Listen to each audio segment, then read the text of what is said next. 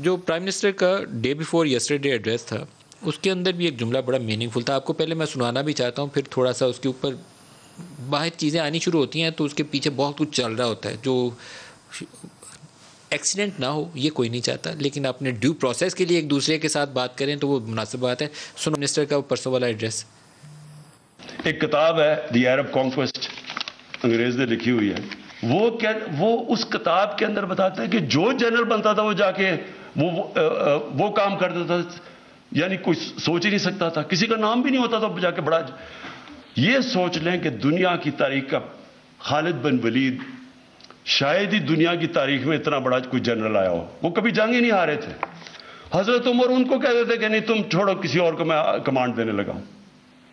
तो ये इतने ज्यादा अजीम लोग कैसे बन गए, इसके ऊपर तो रिसर्च करें, बताएं तो सही कि वो क्या सिफ्तें थी, हमारे नबी की क्या सिफ्तें थी कि उन्होंने सारों को लीडर बना दिया।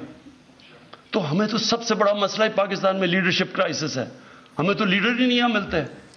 प्राइम मिनिस्टर जिन हस्तियों का तज़किरा करते हैं उनकी सिफ़ात आजकल के लीडर्स में अंदर मौजूद नहीं है। शायद यही सबसे बड़ा अलमिया है हमारा, पाकिस्तान का भी और बाकी मुस्लिम दुनिया का भी। डोगर साहब, जब प्राइम मिनिस्टर ने ये पूरी बैकग्राउंड दी तो हमें बताया गया कहीं से कि वज़ीर आज़म ने वज़रा ने कहा कि हमें लड़ाई की तरफ नहीं जाना चाहिए, मामलात को संभाल लेना चाहिए, मेजोरिटी की राय थी। तो वज़ीर आज़म ने कहा कि परेशान ना हो, कुछ नहीं होगा, कोई लड़ाई वाली बात नहीं है। हाँ, आज उनकी बॉडी लैंग्वेज बड़ी पॉजिटिव थी, बड़ी रिलैक्स थे। तो वज़रा क्यों परेशान? नहीं, परेशान तो वज़रा भी नहीं थे। बात यह है कि कुछ माहौल इस तरह से बना लिया जाता है, जिस तरह अभी मेरे भाई मुसद्दिक मलिक साहब ने गुफ्तगू फरमाई और इस पर खूब सियासत की, और अपोजिशन भी कल से बगले बजा रही है और शायद बेताबी से इंतज़ार है इनको भी गेट नंबर 4 पे जाने का। ऐसा नहीं है। प्राइम मिनिस्टर इमरान खान एक, आप जानते हैं कि एक रूल ऑफ लॉ पे यकीन रखता है, ईमानदार आदमी है, अंदर बाहर से साफ़ आदमी ऐसी बात कर सकता है। कोई उसकी फॉरेन इन्वेस्टमेंट नहीं है, कोई उसकी शुगर मिल नहीं है, कोई उसके हाथ क्लीन है। क्लीन बंदा इतनी बड़ी बात कर सकता है। उन्होंने ये भी कहा कि मैं तो बनी गाला में अपने घर में रहता हूँ, लेकिन मैं अवाम का मुंतखब वज़ीर आज़म हूँ, मैं चीफ़ एग्जीक्यूटिव ऑफ कंट्री हूँ।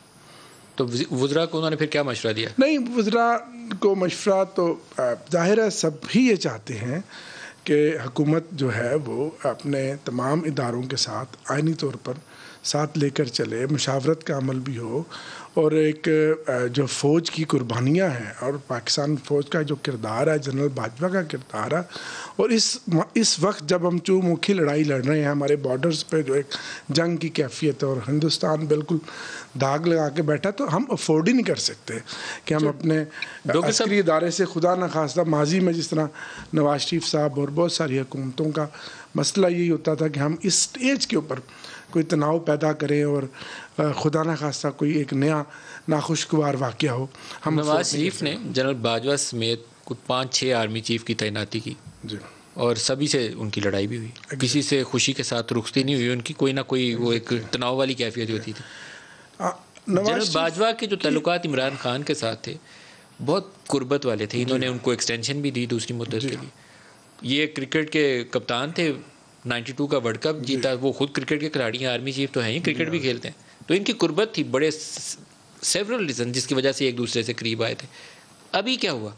ये चीज़ें जो प्रेस में बाहर आई, ये एक मुलाकात में तय हो सकती? नदीम मलिक साहब, कुछ भी नहीं हुआ। नवाज शरीफ और इमरान खान में यही फ़र्क है कि वो मुनाफिकत की सियासत करता है, इमरान खान अंदर और बाहर से साफ़ है। इसलिए इतनी बड़ी बात अमेरिका को भी कह देना कि एब्सोल्युटली नॉट, और आर्मी चीफ को भी ये कह देना कि आप एक ड्यू प्रोसेस करें और उसके तहत आए, तो वरना तो यहाँ रबर स्टैंप्स लगती रही हैं। ये आज उन्होंने जुमला बोला कि मैं रबर स्टैंप नहीं हूँ, समरियों पे रबर, ये आज प्राइम मिनिस्टर ने जुमला बोला ना कि मैं रबर स्टैंप नहीं हूँ। देखें, सारी बातों का तो आपको पता लग ही जाता है, तो मेरे मुंह से आपने जरूर निकालना है। अरे देखिए, मोरलेस गुफ्तगू इसी तरह की आप जब बोलेंगे तो खबर है, मैं तो जर्नलिस्ट हूं। हाँ, लेकिन इसका पंच लाइन यही है कि प्राइम मिनिस्टर के जो इनके लिए ख़ास तौर पे अपोजिशन के लिए और उनके लिए जो इस वक्त पूरे पाकिस्तान में देख रहे हैं और रस्सी का सांप बना रहे हैं, हमारे एक बेहतरीन ताल्लुकात हैं और वो ताल्लुकात आपके ताल्लुकात बेहतरीन नहीं है, लेकिन वहाँ से कुछ ऐसा नहीं होने वाला जिससे अपोजिशन खुश हो जाए कि वो हुकूमत को सुबह गिरा के कब्जा करने वाले हैं। वो ऐसा नहीं होने वाला,